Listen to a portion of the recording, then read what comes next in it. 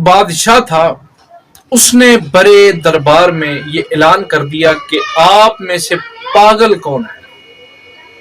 कोई बंदा न उठा, किसी ने जवाब ना दिया कि मैं पागल हूं, क्योंकि कोई पागल हो भी तो वो कहता मैं पागल नहीं हूं।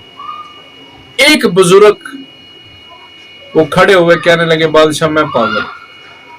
बादशाह ने जब सुना तो बड़ा हंसा, कहका लगाया और अपनी अंगूठी उतार के उस फकीर के हवाले कर। उस बाबा जी ने अंगूठी ली और दरबार से निकल पड़े।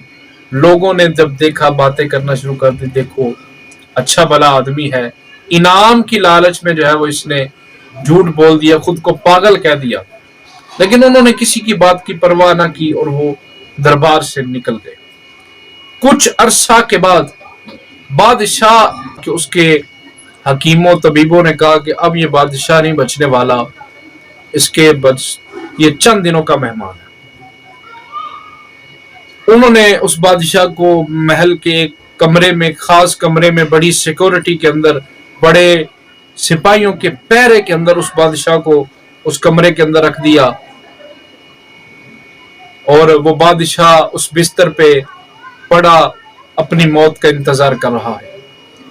उन बाबा जी जिन्होंने अंगूठी ली थी उन्हें किसी ने बताया कि तुम्हें पता चला बादशाह बड़ा सख्त बीमार है। उनका अच्छा। उन्होंने जब ये बात सुनी तो वो फौरन बादशाह के महल पहुंचे।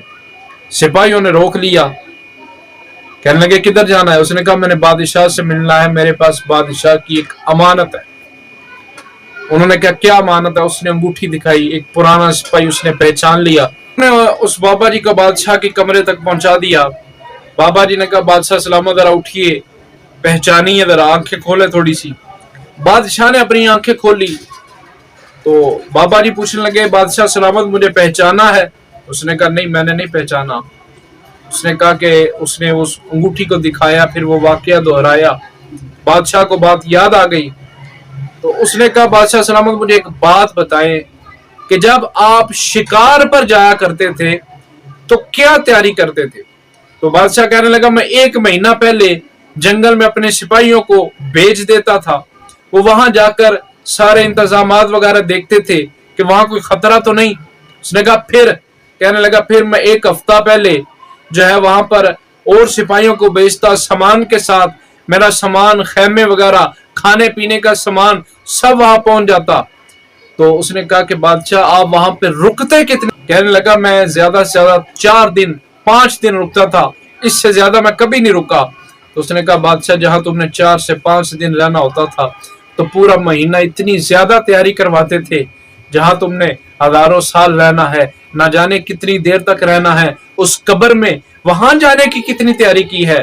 तो कहने बादशाह उठ के बैठ गया, कहने लगा वहां की तो मैंने कोई तैयारी नहीं की।